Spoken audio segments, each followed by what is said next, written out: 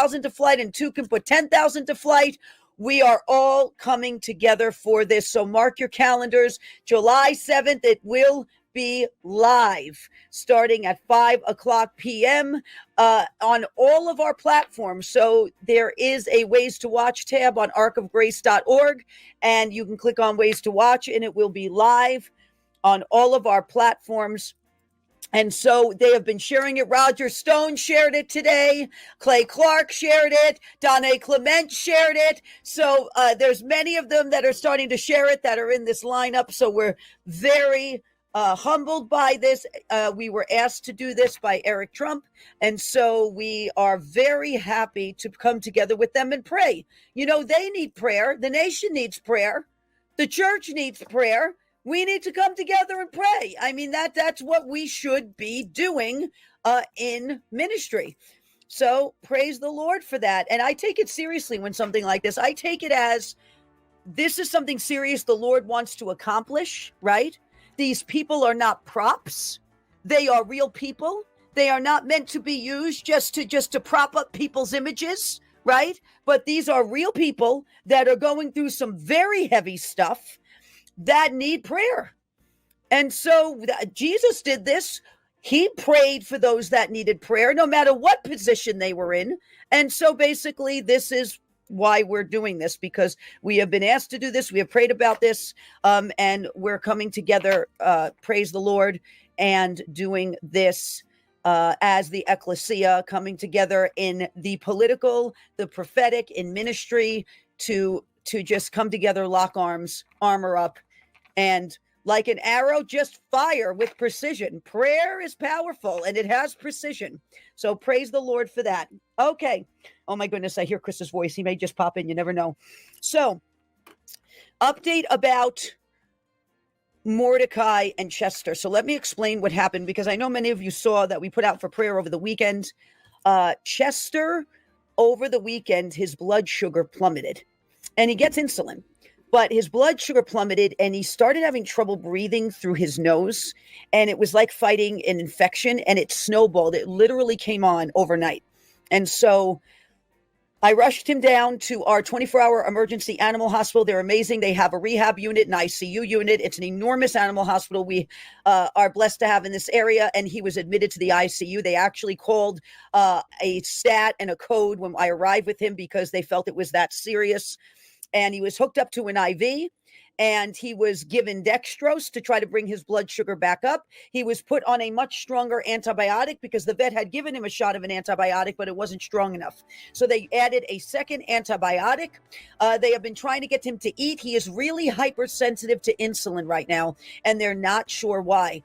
They also did an ultrasound, and they found spots on his liver. They're not cancerous spots, because they said cancer shows up very dark. They're very bright, and it's changing the shape of his liver slightly. So they said that's just something to table. And when he's healthy, maybe come back and revisit and try to figure out what's going on there. So they're monitoring him today. They wanted to send him home yesterday, but his blood sugar dropped again when they gave him some short-acting insulin to see how he would react. So we're waiting to hear whether he is going to come home today, but he is in very good hands, and they have been wonderful with taking care of him. So thank you for your prayers. The Lord has been merciful with Chester and protected him.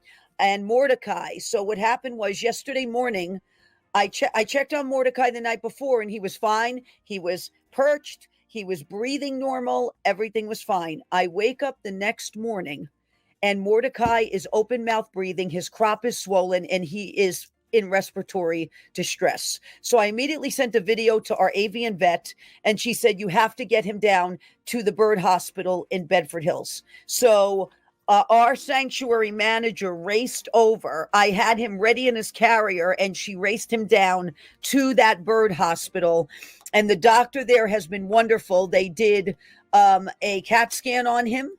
They did x-rays, they did a full exam, and they saw something in his trachea. So yesterday they had to do surgery to try to remove what was in his trachea. They literally had to sedate him, go in through his beak, down his throat, and try to shift or move whatever it was in the trachea. They couldn't tell by the CAT scan. They could just see that it was there.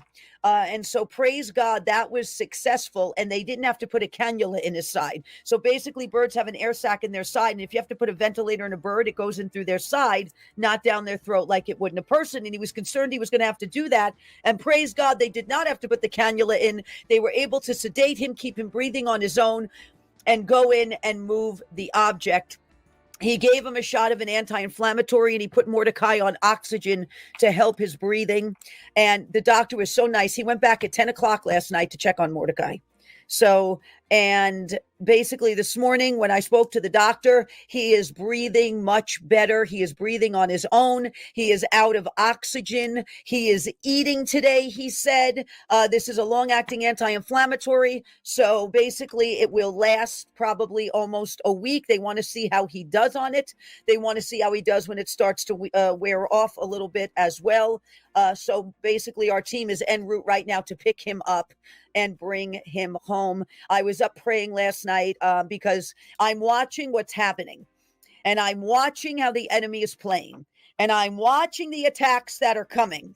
And this is why we're going to talk about what we're going to talk about today, and why it was titled appropriately, because I'm watching this happen in my own life. But the Lord has been so merciful with Mordecai and Chester, and praise the Lord for it. I pray over these animals every night, as well as Ark of Grace, and praise God. When you do that, there are less attacks. Does the enemy try to find a way in still? He does, but the Lord is merciful, and he covers us, and he even cares about his creation.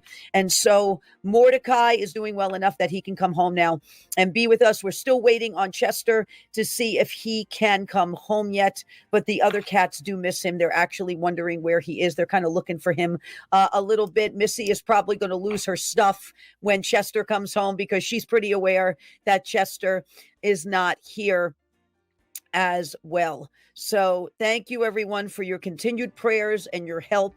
We so appreciate it. We do everything we can for these animals because, and I'll tell you why.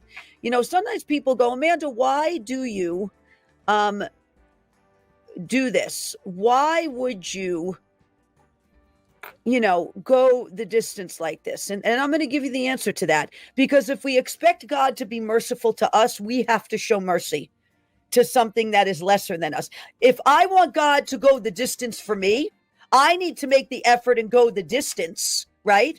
For people and for what he created. That's how I see it, because I cannot expect God to go that distance for me when I don't want to show that kind of mercy and do everything I can to try to save a life and show that kind of love and compassion. And then you can expect it to be reciprocated. But if you kind of brush those things off, right, and then expect that to be reciprocated, that's a one-way street. And so this is why I do what I do, because exactly when you've done it onto the least of these, the Lord says, you have done it unto me. And that is always in my mind. Ask my husband. I'm running around with a net rescuing bees drowning out of our swimming pool. I'm not even kidding you. You can ask Chris. I do this. You know why? Because I look that insignificant to God, probably. Not that he doesn't love us, but I'm saying he's the God of the whole universe. So sometimes we look like that drowning bee in that swimming pool. We look like Mordecai having trouble breathing. And for the Lord to turn in our direction and be merciful, we, because we are created in his image, have to turn in that same direction and be merciful. And that's why I do what I do. And that's what makes me tick. And that's how I think. So I wanted to encourage you in that and tell you that, because some people think, why would you ever? This is why, because this is always in the back of my mind when it comes to my relationship with the Lord. Okay, now I want to talk about something that happened that might have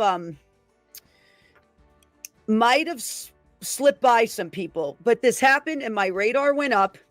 And I had mentioned this on Elijah streams a couple weeks ago, and I was just looking at it this morning and praying about it and just going over this in my head. And so I think this is what we're going to talk about, but we're going to lead up to it. Okay. So what I'm going to talk about, because what the enemy is doing is these surprise attacks. So there is these surprise attacks that are coming, right? Now we're always on alert, or we should be. We should be sober-minded and vigilant, always watching. But what the enemy is doing is he's attacking in multiples right now. So when he's going to attack, he's not just going to hit from one angle. He's going to try to hit from multiple angles right now in order to wear you out. He's trying to do it in the nation right now. He's trying to do it within the church. He's trying to do it in the lives of those that are speaking out right now and that are being those voices crying in the wilderness. But he's trying to attack not only from multiple angles at once to try to wear you out and get you distracted, but if the enemy can't get to you, he's going to try to get to something you love. If he cannot get to you, he will try and get to something you love. And that is where, instead of letting emotions get ahead of you, as tired of as you are, you have to go into intercession and prayer mode and speaking life and order over that situation and rebuking the devourer. I went around the house and the front of the house last night, and I anointed and I rebuked. In fact, I saw the white tail of an angel's robe coming down the stairs. So after I did all of that, I turned and I looked, and there I caught the bottom of the hem of the white garment of an angel. I believe it was an angel because of the way the garment looked, coming down our stairs, because they were dispatched to be there, because the enemy was trying to cause such disruption. And what he was trying to do is to get me to stop what we're doing with this night of prayer by attacking what I love. And if you show him that works, he will do greater. If you show him that area of attack works, he's going to actually double down on that area. So I did not want to show that that worked. And I immediately started rebuking and praising the Lord that he's delivering, Chester and Mordecai. I anointed all the areas where the animals were. I was up in prayer last night. I kept waking up and praying in the spirit. And I said, I am going to continue, and we are going to do this night of prayer. And I am going to do the other things God is requiring of me and asking of me right now, and I'm moving forward in it. God is a big enough God to protect these animals. I cannot back off my position. That has to be our mentality right now, because attacks are coming in multiples. They're literally coming. It's like wolves hunting packs. This is a pack attack right now. This isn't just he's going to try to hit you or get in one side and annoy you. No, this is he wants to try to emotionally cripple you, exhaust you, and get you to stop what God is having you do. And you do not back off your mark when these things happen. And when you see these things happen in the nation, this is where you stand your ground against the wiles and the schemings of the devil. So I want to get into this quickly because something happened over the weekend and I went, you know what? Right on schedule. Here it comes, and I'll tell you what happened. But first I want to get into something quickly. The definition of tolerance and neutrality, because they sort of overlap. Now, what is the definition of tolerance? It is sympathy or indulgence for beliefs or practices differing from or conflicting with one's own. The act of allowing something, like silence in the face of evil, is still evil. Dietrich Bonhoeffer said that, I believe. The allowable deviation from a standard, that's to tolerate. The definition of neutral or neutrality, right, is not aligned with a political or ideological group or thinking of or relating to a neutral state or power, or not engaged on either side. Okay, so tolerate and neutral sort of overlap with each other a bit. Now, why do I want to go over these definitions? Well, I'm seeing this strange, and I'll talk about what else happened in a minute, but I'm seeing this very clear parallel unfold, and we're going to be getting more into this later on in the week. But back in the time before the Nazis came to power in Germany, there were 18,000 Protestant pastors at the time in Germany.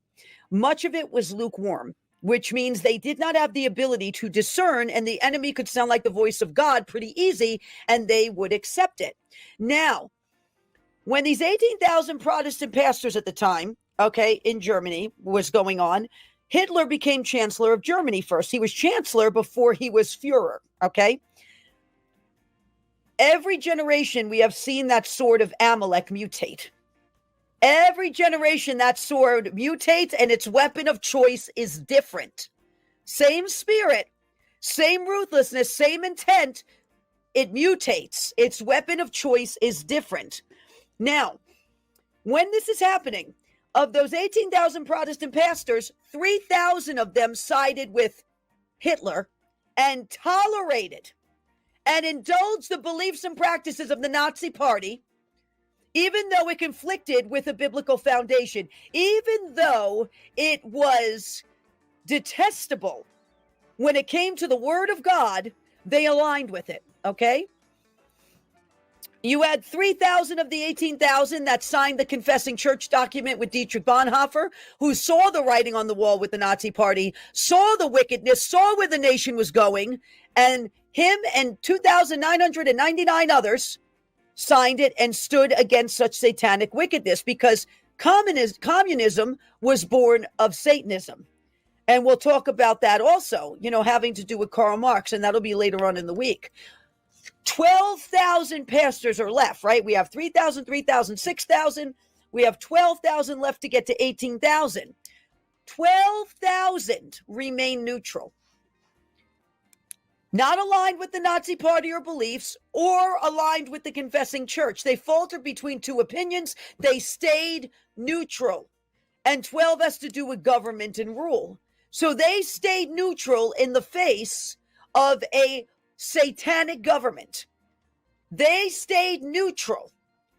Silence in the face of evil is still evil, because you're still allowing the evil to persist.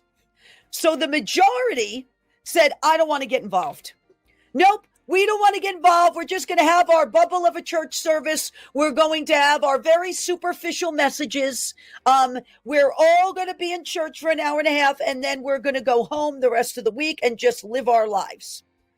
You cannot do that when there is an existential crisis.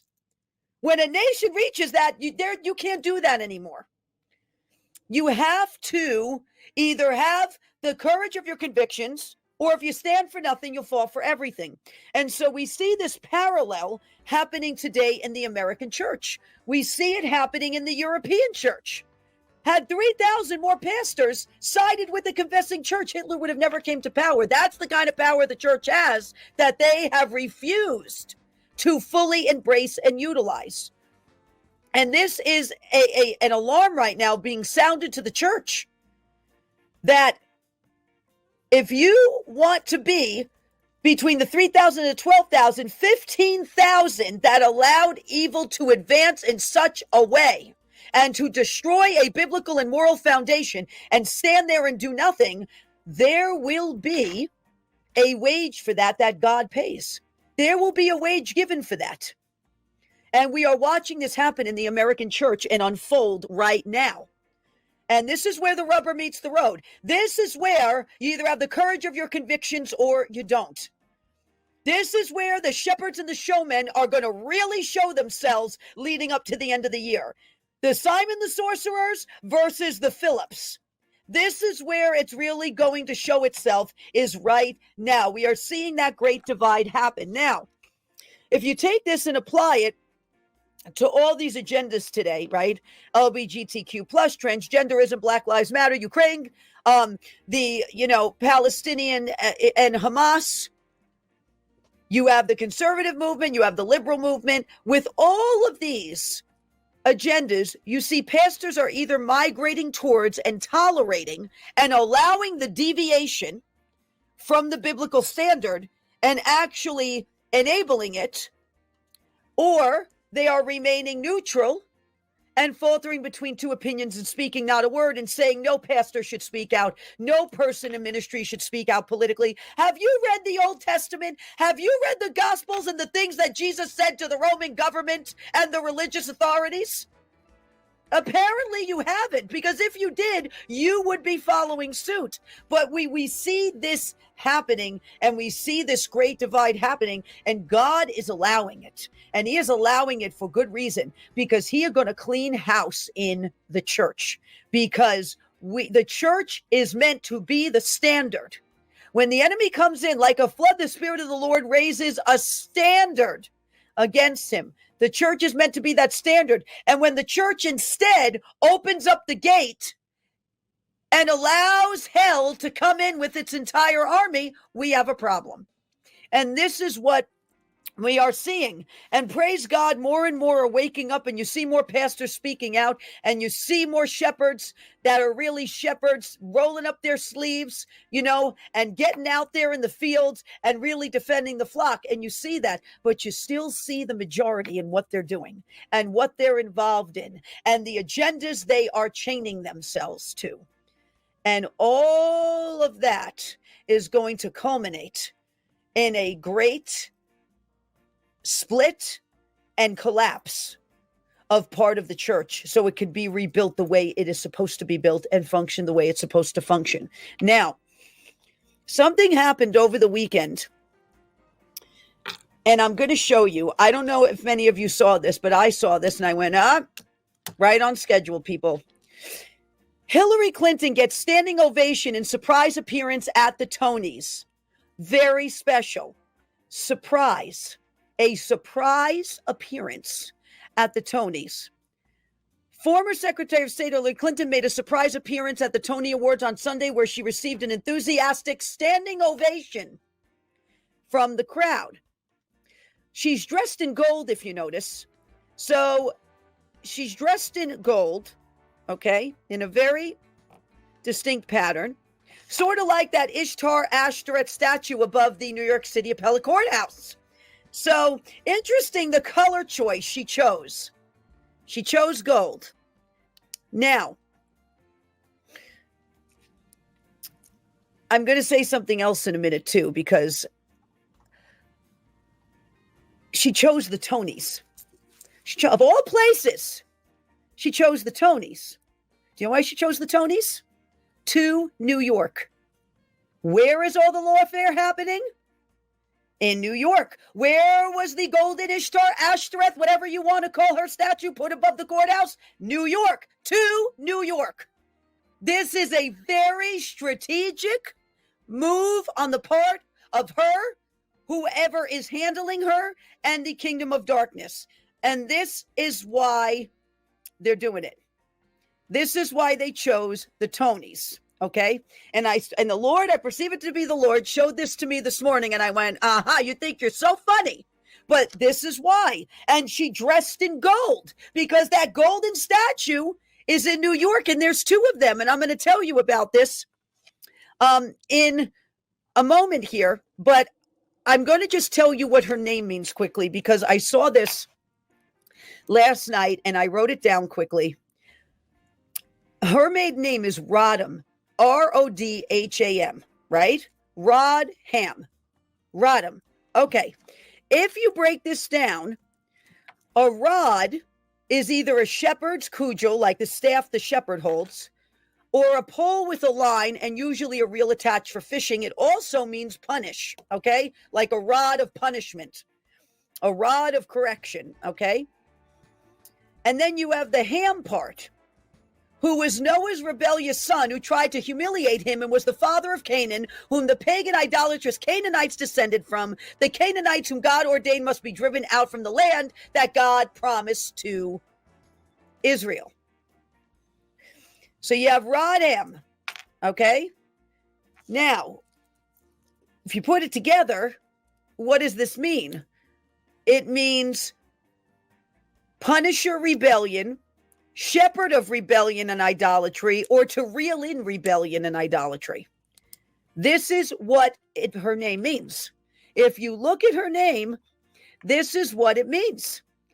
And she comes out at the Tonys, the two New Yorks, dressed in gold as a surprise.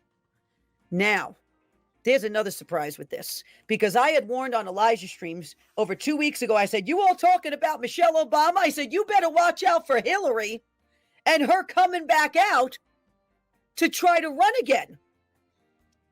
What if this ends up being a matchup of 2016 all over again?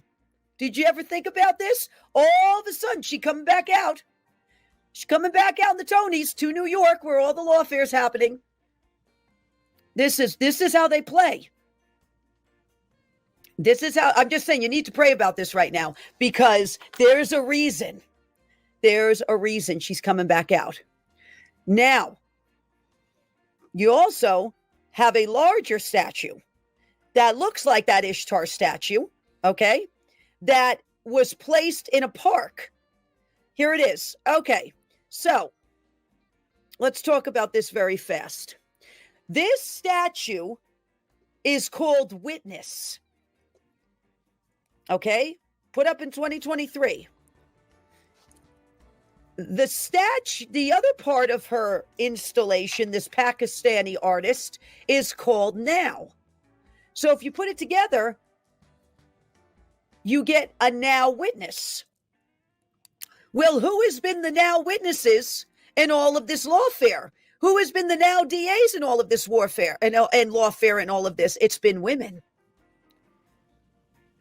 It's been women. Ashtoreth is often mentioned with Baal, and the two were seen as consorts, each complementary to the other. This is Judges 2:13, 3:7, 10:6, 1 Samuel 12:10. In fact, the phrase, the Baals and the Ashtoreths, may have been used as a generic term for the pagan gods and goddesses of various forms. Although Baal was associated many times with the bull and thunder and rain, also known as Zeus when it came to the Greeks. And then you have Ashtoreth, of fertility and divine law, and sometimes they even called her a goddess of war. Okay, so those two statues together, right? The one on top of the New York City courthouse where the headline said, "Move over, Moses. There's a new female lawgiver in town." And the big statue is called Witness, a now witness. Well, who were all the witnesses they brought now? Many of them were women. Many of the DAs were women. And then they attempted to move this statue around the country. They're now picking another statue, right? Another false god, another representation, of a biblical ancient demon. And they want to take that statue and go around the country with it, just like they did with the Arch of Baal. The Arch of Baal was placed on display in New York City. These golden statues have been placed on display in New York City. Why is New York so important to the enemy? Because Washington, from Federal Hall in New York City, made a covenant with God from New York and New York City. And the enemy knows that covenant rests there. And that is why he has tried to keep New York on lockdown ever since, because it is the carotid artery to Washington, D.C. At least that's what I call it. Now, if you look at Judges chapter 2, verses 11 through 15, this is what it says. Then the sons of Israel did evil in the sight of the Lord and served the Baals, and they forsook the Lord, the God of their fathers, who had brought them out of the land of Egypt, and followed other gods from among the gods of the peoples who were around them, and bowed themselves down to them. Thus they provoked the Lord to anger. So they forsook the Lord and served Baal and the Ashtoreth. The anger of the Lord burned against Israel, and he gave them into the hands of plunderers who plundered them, and he sold them into the hands of their enemies around them, so that they could no longer stand before their enemies. Wherever they went, the hand of the Lord was against them for evil, as the Lord had spoken and as the Lord had sworn to them, so that they were severely distressed. That is the penalty for serving the Baals and the Ashtoreths. This is why it's so important we stand against it now, because there is a severe precedent of a biblical penalty. And I understand Jesus died for our sins at Calvary and the New Testament, but the Old Testament is the foundation of the New Testament, and he's the same God yesterday, today, and forever. And this was the penalty. And Washington had warned that if America ever turned from God's blessing, that God would turn from them. And Washington said that in that covenant. And this is what is in the book of Judges. Because Israel turned and served the Baals and the Ashtoreths, God turned against them. This is why it's so important we take a stand now as the church and stop playing church, right? And stop letting every foul haunt, jackal, and agenda that has to do with what is detestable to God in to run the church. Because the enemy loves religion. He hates the relationship with God. Religion will keep people in bondage. The relationship with God through Jesus Christ came to set people free, and he knows it. Now, Canaan, Ashtoreth, that's their kind of land. They think that's their promised land. No, it is God's to give, and it is God's to take away. It is not their Canaan. It is not their Baal. It is not their Ashtoreth. And on top of it, she decides to come out during the Tonys, the two New Yorks, during Pride Month. They are just cresting on a wave to crash. Let me tell you, they think they're going to ride this thing. They're going to ride this thing into a crash. I'll tell you that much. But this was very strategically done. And we have to take note of that. Now, I'm going to show you what CNN showed from the Tony Awards quickly. Let me just show you. This is the front page of CNN. Now, I'm sorry, I don't mean to show this, but this is blatant and in your face. Transgenderism. Perversion, demonicness. This is what CNN put as the cover for the Tonys. All right. So they had this. And then if you scroll down, there's something called The Outsiders. Okay. There's a play that's called The Outsiders. Okay. That I believe was nominated. You know what The Outsiders is about? You want to laugh? So you got all the perversion and the detestable things, right? And you got Hillary, right, coming out. The Outsiders is set in 1967 Tulsa, Oklahoma. Do you know what came out of Tulsa, Oklahoma? Reawaken America, right? What you would call outsiders. It's set in 1967 Tulsa, Oklahoma, and there's a battle between rival gangs, and there is a protagonist in it, this gentleman, that is trying to break free of what the gang is trying to bring him into. So you have Tulsa, Oklahoma outsiders, and then you have Hillary Clinton, and then you have what's perverse and detestable front and center. Prophetically speaking, it's the agenda of perversions versus the outsiders. And there you have what is happening in the nation in a nutshell. So I wanted to kind of leave you with that thought.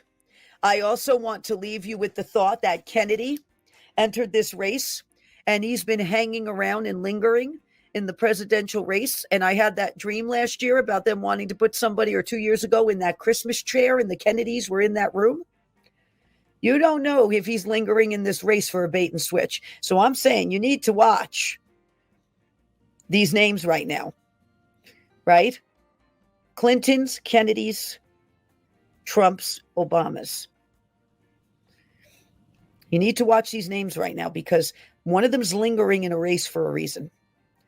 And one has just, in a surprise, come back out during the Tonys, the two New Yorks.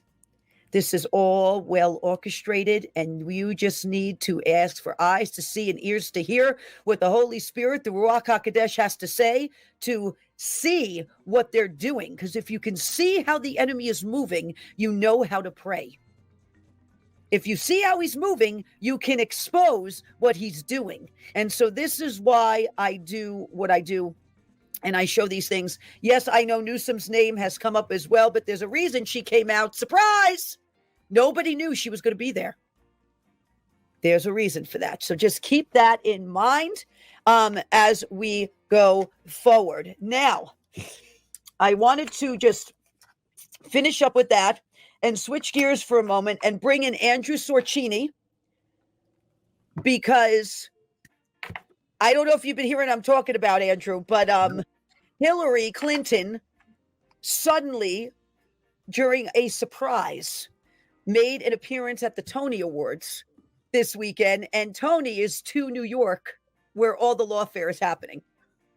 It's very interesting. I just finished a podcast with General Flynn and Clay Clark, and General Flynn said the exact same thing you just said. He said, praise the Lord. He said Biden's starting to look very incompetent. He was at the event with Obama. Yes. He didn't even know where he was. He said, watch out for Clinton, Hillary Clinton, Michelle Obama, Gavin Newsom, and a couple others. Yep, we were just talking about all of them. I said, you have to watch all the big names. I said, you have a Kennedy lingering in this race too for a reason. I said, so these are all names you have to watch right now. But the fact she came out as a surprise, and she picked something that was called Tony, which is to New York. This is how they're playing right now. So I just wanted to, we were just talking about that and pointing that out to everybody. But I want to talk, Andrew, for a minute. If you have anything to tell. Not just for the United States, but for the whole world. And we have the BRICS nations that have been working really hard for the last couple of years to de-dollarize the entire globe and go to a digital dollar that's gold-backed. And I think the incompetency that has become our current presidency is like music to their ears. And Putin just did this. Well, look what Putin did. Putin just went to North Korea, right, for the first time in 24 years or something like that. They've got it's been a long time, and they are now trying to do something to the dollar. Yes, because of the sanctions. Yes, it's it may have been a chess move where when Putin attacked Ukraine and we then seized all of the bank accounts and all of his property. That's like when you give up your pawn in the first in your first play of the chess game, and he gave that up for the greater good and for them. Yeah. And it seems to be working out pretty good. And I think that if they could somehow see Donald Trump not win as president, it's exactly what they want. And that's why we really have to make sure he gets in there, because it's not looking good. If we look at the game of Risk they're playing right now, right? You remember the game Battleship when we were kids, Andrew? Like, you know what I mean? You'd have you couldn't see what the other was doing and you were trying to figure out what they were doing. Well, you've got Russian warships coming into Cuba, 90 miles off our coast, right? You've got Putin meeting with Kim Jong-un, right? So you've got all the communist players right now beginning to close ranks and come together. And it's for good reason they're doing this right now. A, because June is Pride Month. And they perceive the utter weakness and embarrassment right now of the Biden administration. And they're going to take advantage of it. Absolutely. I couldn't have said it better myself. It's just really, they're putting together a pretty good plan. Yeah. And it could work if we don't get the right president in there. And I think that with what we've seen with Biden recently, there's enough time to usher somebody else in there. And I certainly hope it's not any of the names that we've bait and switch. They're going to do bait and switch, Andrew. That's what they're doing. Bait and switch, indict and switch. They're trying to do this all within the same time frame. Yeah, there is right now that probably have something to do with everything that's going on right now. And this is a time to kind of pull back the reins a little bit and protect what you have. I've been yelling it from the rooftops for years now that you need to have gold and silver, not so it can go up in value, but so that you can preserve what you already have. Our secondary goal is, of course, we would like it to gain a profit. And silver's up about 25 to 30% this year, and gold's not far behind that. So we've seen significant returns this year for the people that have sold, and it's not too late to get in. It's gold and silver are going to go much higher. If you Google on your free time $3,000 gold, you'll find many, many different articles written by very, very trusted resources that say that it's going to happen, and it will. And Andrew, it's interesting because you had come to me. Now I'm going to tell the funny story because this is kind of a funny story. So, and then I'll have Andrew kind of announce it. But Andrew came to me, right? And he said to me, Amanda, how would you feel about doing a coin, right? And my first visceral reaction, now he says me and Clay have the same reaction, which is kind of funny, is Andrew, my name's not going on a coin and the ministry name's not going on a coin. I'm not doing it. Andrew sort of chuckled because he probably already knew I was going to say that. Mm-hmm. And he had said to me, what if it meant something? What if you did something that really meant something to people, right? Kind of like Clay did the same thing in a way. Yep. And so I said, well, I'll pray about that. So I prayed about it, and I prayed about it with Barbara as well. And so basically what came to me, right, was something very unique that in many ways, Andrew, is prophetic. What is on this coin? And I have one. I know you have one. And if you want me, I'll show it. And then you can explain to everybody. So we designed a coin, right? And on the front, there's a picture of Cyrus. And it says Cyrus, faithful shepherd, which is a prophetic play on words, right? For Isaiah 45, when it came to Cyrus and when it came to Donald Trump. And then on the back, there is an ark with a dove with the olive branch coming, which means the water had receded and the judgment had receded. And it says, "In God we trust, saving grace 2024." There it is. So as you can see, the first part is Cyrus, faithful shepherd. And that is Cyrus's profile. We took a picture of Cyrus, and that is his profile. And on the back, "In God we trust, saving grace 2024." And there's the dove coming with the olive branch back to the ark because it had finally found a place of rest where the water receded. And so the only way I was going to do this is if it meant something to people and it prophetically meant something. And so after prayer and praying about this, this is what we came up with. So Andrew, if you'd like to explain some more. Sure. So this is a 1 ounce silver coin, and you can only get it here. And I love this because this supports the cause. This supports you in protecting what everything that you've ever worked for in your family. And the artwork's absolutely amazing. So the saving grace lets you know that this is an Ark of Grace coin, but yet it means that God is our saving grace. Yes. Yeah. And it's just absolutely wonderful. Cyrus, faithful shepherd. And what Amanda's referring to with Clay Clark's coin, he didn't want anything on there either that directly linked to him, because he's humble just as Amanda is. But he did do one little thing that's just kind of an inside thing. So if you go on our website and if you were to look at the Reawaken America half-ounce gold coin, there's a map of America. Map of the United States, yep. On the back, and it has like what appears to be a star with rays coming out of it. It looks like it's exactly in the middle of the country, but it's actually coming out of Tulsa. And I thought that was cool. It is. And you did the same thing with Cyrus, because for those that know you well, you know that it is Cyrus, the dog, and also Cyrus, biblically speaking. And we absolutely love it. I think this is the best coin we've ever been involved with. They've come out in such high quality. I've got a bunch of them here as well. And these are the ones that you have, and the ones that I have are the first 20 to come out. Yep. For people that want to get them, reach out to us, because the pricing changes every day. So it doesn't do too much good to talk about the pricing, but it changes 4 or 5 times a day. But right now we're doing a pre-order.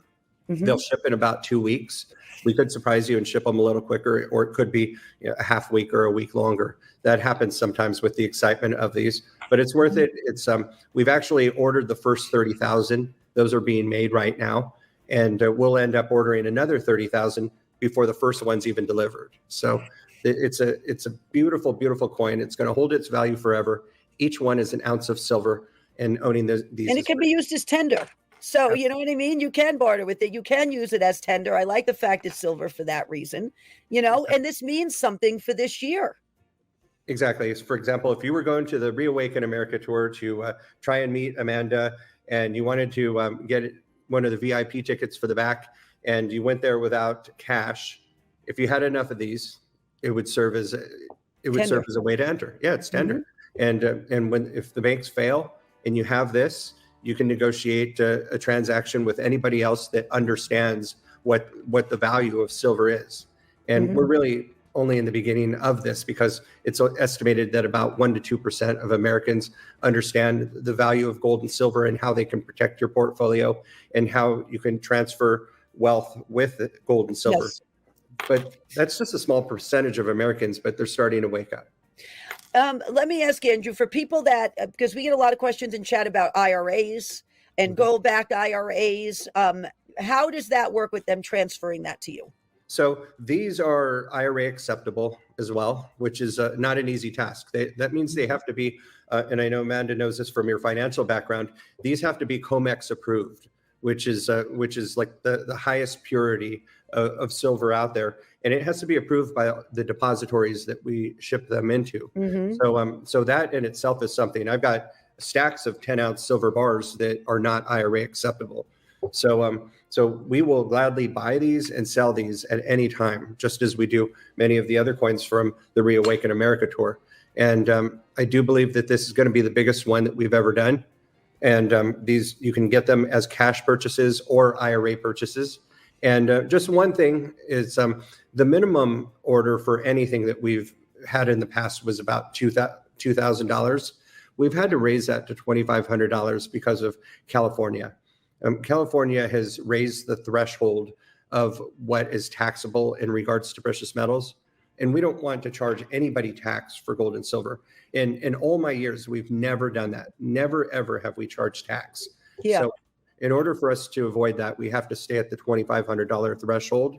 And some people out there might not love that idea. And one recommendation that we've been able to successfully give to people over the last couple of years is that you could go in with neighbors or friends or buy some of them as gifts. And that's worked out really well. So I apologize that we have to have a minimum of now 2,500, but it is to. You can thank Gavin Newsom. Yes, absolutely. Write him a thank you letter. Tell him that you thank him that he's doing this now in the state of California. It's I don't know how they say so many people here in California like him, because I personally watched what he did during COVID and was not impressed at all. And many people here that I talked to felt the same way. In fact, they tried to get him booted as governor. It didn't work, but they tried to. And here he is, almost ready to swoop in on the presidency. Let's hope we can stop that. He's circling, all right. We all see that. You know what I mean? We're not blind to that fact that he is definitely doing that. However, it's a referendum on how he's run California. So basically, I don't know how much traction he'd get. Because everyone is very aware of what's going on in California and in New York, the two bookends of the United States of America. So this is why they're bringing the other sharks out to start circling now. Exactly. I'll tell you that, usually I just like to talk about gold and silver, but since we bring up California and Gavin Newsom, for me, born and raised in California, and for somebody that lives in Los Angeles or even the Beverly Hills area, when you walk around town, you don't meet too many other people that are actually from here. And so I used to be proud to be from here. And I got to tell you, after traveling to Detroit recently for the Reawaken tour, and that's people in California, or maybe people in other parts of the country, think that that's not a well taken care of city or region of the United States. I was very impressed with walking around in the downtown area. I was too. The place is clean for the most part. There's almost no homelessness, and I'm sure that there's a fair amount of crime, but that's everywhere. But here in California, it's not safe to walk around. Los Angeles is one of the richest cities in all of the United States, and it's entertainment capital of the world. And all I can say is just shame on Los Angeles and California in general, because it's this is a wonderful place to live most of the time, but just not right now. So it's hopefully we can get a president in office and we can get the right leadership here locally to change that. And that would be nice if the president and the right leadership in California could come to endorse.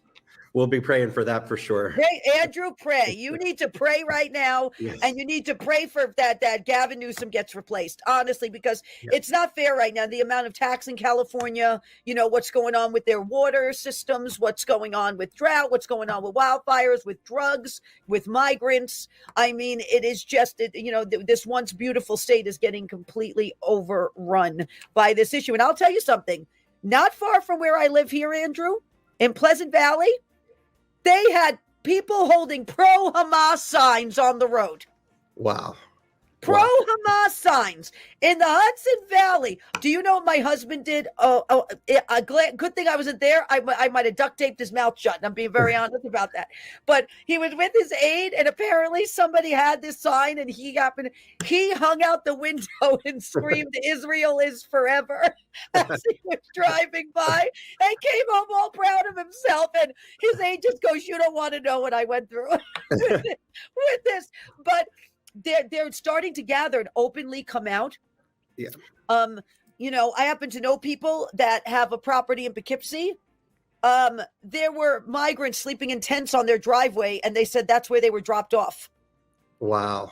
I'm not kidding you. This is happening here in upstate New York now too. Yeah, that's it's so terrible to hear. I travel a lot, and this last during the holiday season, about 6 months ago, I went to Japan, and I'd been there before, and it's the cleanest. Tokyo is the cleanest city I've ever seen in my entire life. It's unbelievable. Whatever they're doing there, we're the best country out there, but whatever they're doing in Tokyo, we need to pull a page out of that book.